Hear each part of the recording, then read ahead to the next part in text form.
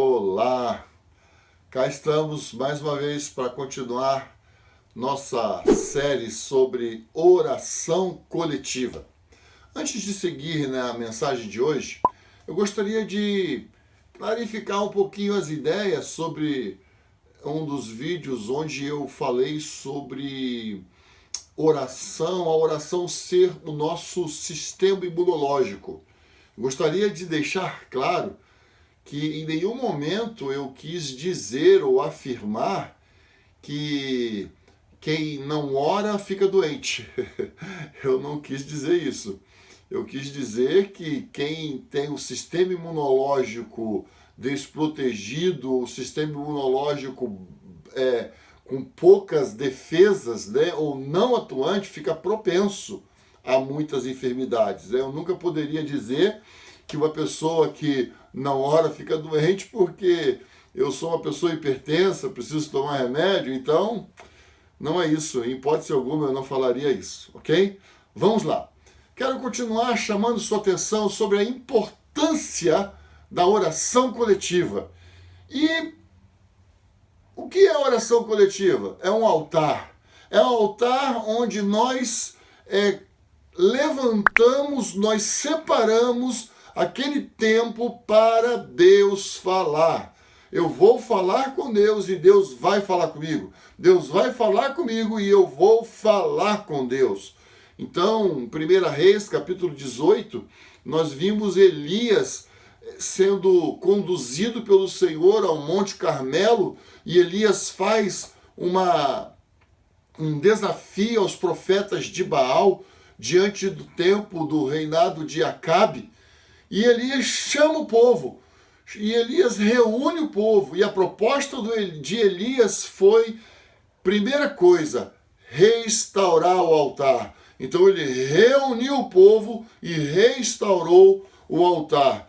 Então, para que Elias pudesse colocar ali seu sacrifício, colocar ali sua oferta, ele precisava colocar as pedras de volta, né, para que o altar fosse restaurado, a lenha e o sacrifício. Então a primeira coisa que Elias fez foi restaurar o altar. A segunda coisa importante dentro deste assunto é que Elias, em todo o tempo em que ele viu os profetas de Baal clamando a Baal para que respondesse com fogo, porque essa foi a proposta de Elias, Elias não se preocupou com as circunstâncias.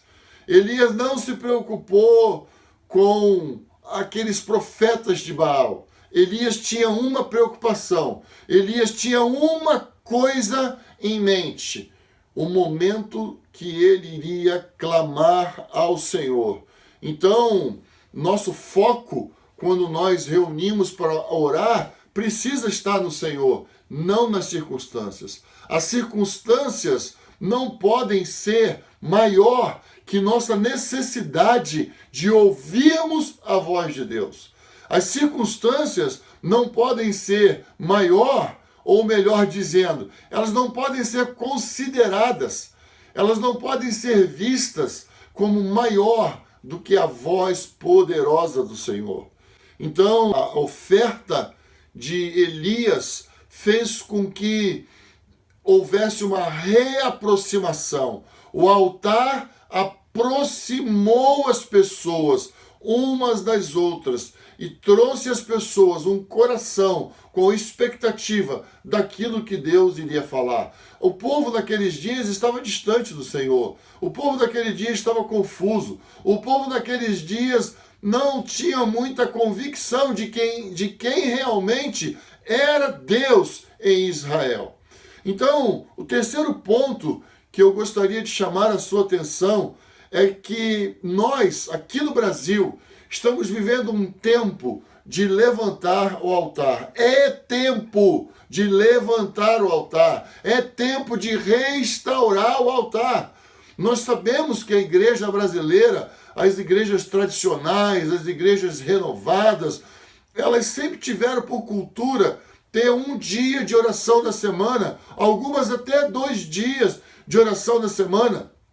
Mas eu tenho ouvido falar, tenho recebido notícias que muitas igrejas, até mesmo as igrejas históricas, tradicionais, andaram parando com essa cultura, andaram parando com esse hábito de orar, de ter uma noite para orar e buscar o Senhor.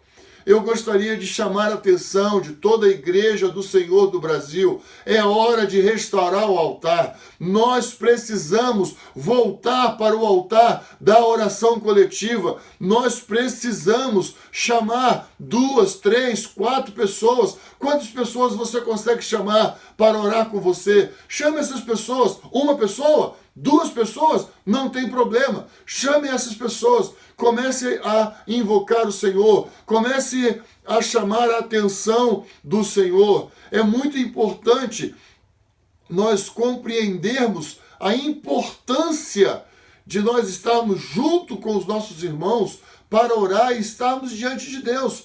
Eu já tenho falado aqui, falei isso sobre a questão das regras, né, para a oração. Falei sobre a questão da oração como sistema imunológico. Tenho chamado a atenção dos irmãos sobre a importância de nos reunirmos como igreja para buscarmos a face do Senhor.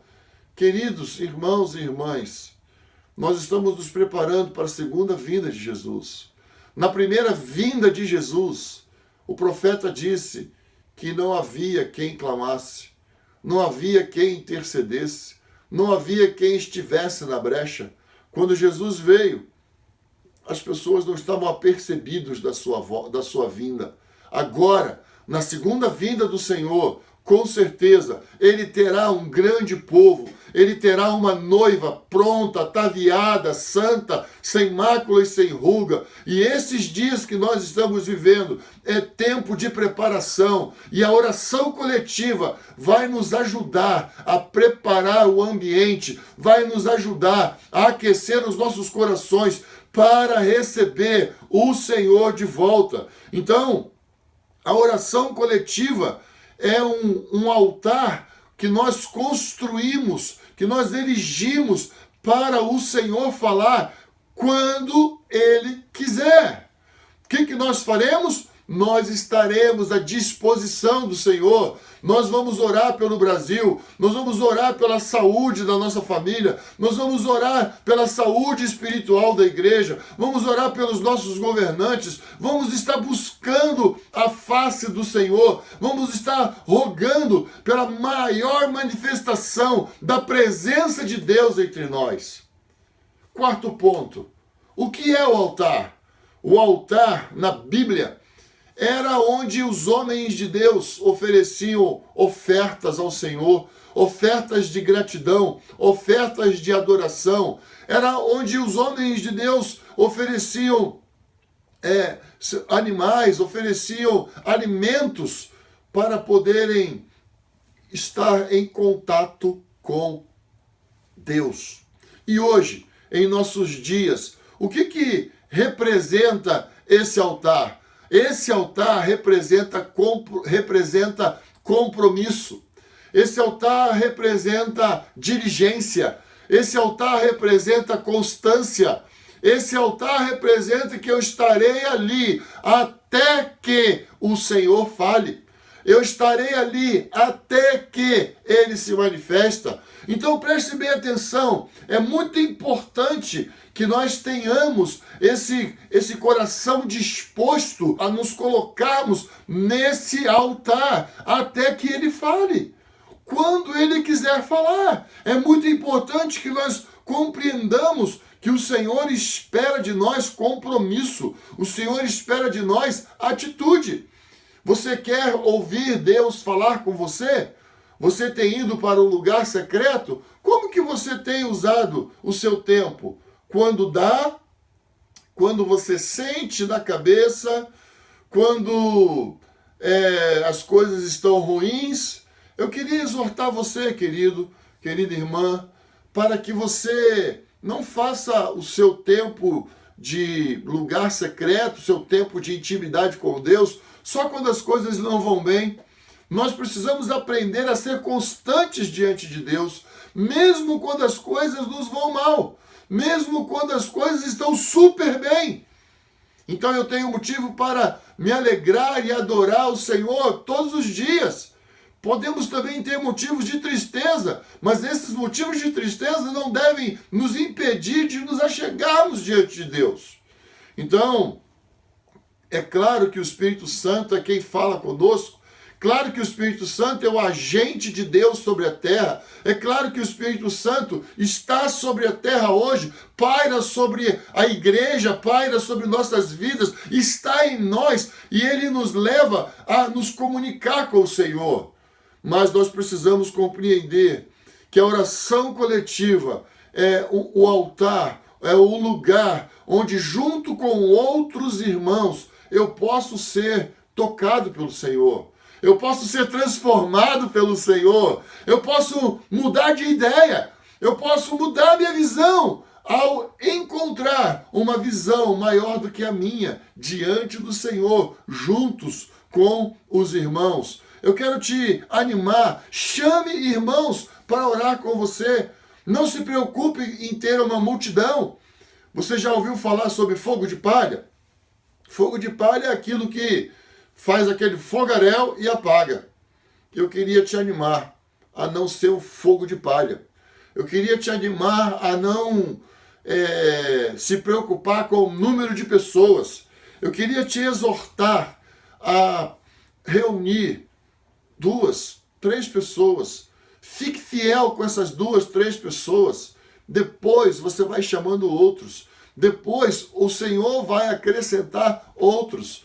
Quando nós andamos em fidelidade com o Senhor e nós nos responsabilizamos diante do Senhor com aquilo que Ele está falando conosco, com certeza Ele vai mover. Eu tenho vivido isso, eu tenho experimentado isso, isso tem sido algo real na minha vida, a oração coletiva. Eu tenho experimentado orar com irmãos durante muitos anos da minha vida. Falando nisso, não perca o próximo vídeo. Eu quero dar um testemunho e quero falar sobre minha experiência em relação à oração coletiva junto com outros irmãos. O quinto ponto que eu gostaria de chamar a sua atenção é em relação à obediência de Elias. Ali em 1 Reis 18:1, nós vimos que a palavra do Senhor voltou a Elias e o Senhor mandou que Elias se apresentasse a Acabe.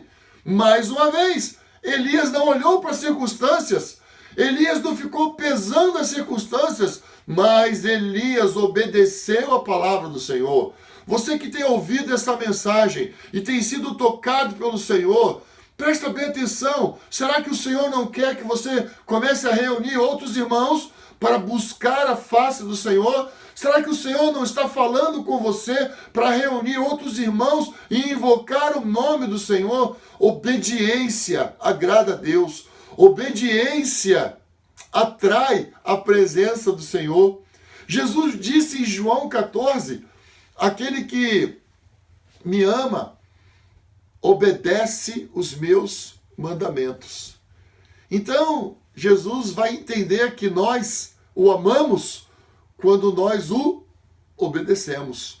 Então, obedecer é melhor do que sacrificar. Se o Senhor está tocando em você, eu quero te animar. Obedeça. Junte lenha. Coloque lenha nessa fogueira, mas não acenda fogo. O nosso compromisso é juntar a lenha. Acender o fogo é responsabilidade do Senhor. Obedece. Obedecer é juntar lenha. Junte pessoas. Junte horas de oração diante do Senhor. Nem que seja 1 hora por semana. Nem que seja 2 horas por semana. Não tem problema. Seja obediente àquilo que o Senhor colocar no seu coração.